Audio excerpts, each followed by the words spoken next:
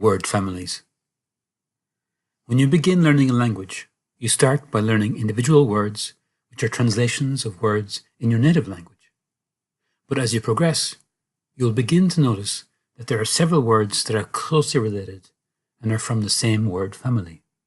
In this slide, you can see that the word sign is the main word, but it has many related words such as resign, meaning to leave a position of responsibility, significant, meaning important or large amount, or design, which refers to the physical shape or appearance of something.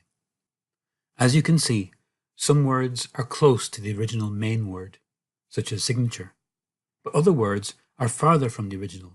For example, assignment, meaning task, or insignificant, meaning unimportant.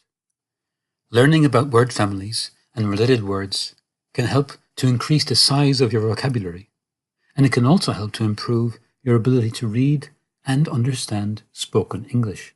If you want to learn more about word families, go back to Unit 3, Context and Grammar. Knowing about the context that a word is usually used in is also helpful in that it makes it easier for you to remember the word, as well as knowing what kind of context you should use it in or where you might expect to hear it. For example, the word checkout as a noun is normally found in the context of a supermarket or a shop. It's a compound noun with two elements, check and out, that are connected with a hyphen. And, of course, as a noun, we know that it can be made plural by adding an S. In a large supermarket, there might be many checkouts for the customers to use to pay for their shopping. We also know that it is often used in sentences such as, I was waiting at the checkout, or, no, you have to pay at the checkout, sir. So, you can see that if you're curious about a word, its normal context and grammar, you will learn more. In our context, checkout, it might also make you think about other associated expressions for paying for things, such as, hello, good afternoon, how are you, €25.50 please, do you have a loyalty card, sorry, how much did you say, etc. Collocations. Another part of knowing words is knowing which words go together. For example, we can say a fast car, but not a rapid car. Or talking about the Tour de France, we could say it was a close race, a long distance race, a tough race. But we could not say it was a narrow race, a long journey race, or a rigid race. In this slide, you can see that fast train or fast food are acceptable, whereas quick train or quick food are not. However, it doesn't mean that quick is a bad word. You can say a quick shower or a quick meal, but not a fast shower or a fast meal. When we learn words, it's useful to record other words that are normally used with them. This also applies to verbs. For example, take a pill, take a break, take a nap, or do your best, do good, do someone a favor.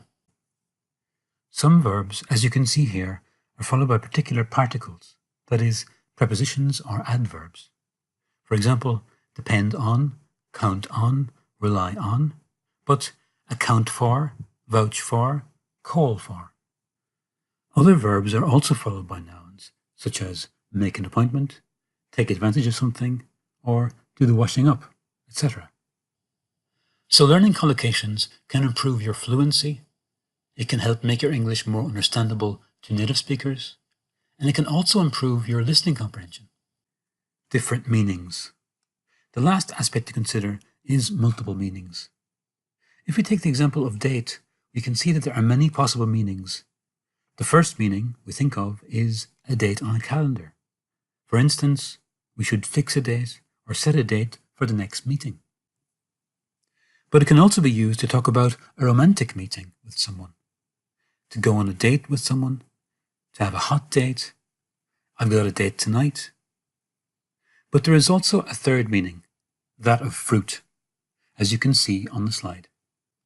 You can now see that knowing a word has many facets which you will learn over time. In fact, it is impossible to learn them all at the beginning. But it's important for you to know, as a learner of English, that really knowing a word takes a lot of time and effort. you need to have a well-organized vocabulary notebook or another system that allows you to record new expressions and be able to find them in the future for revision purposes.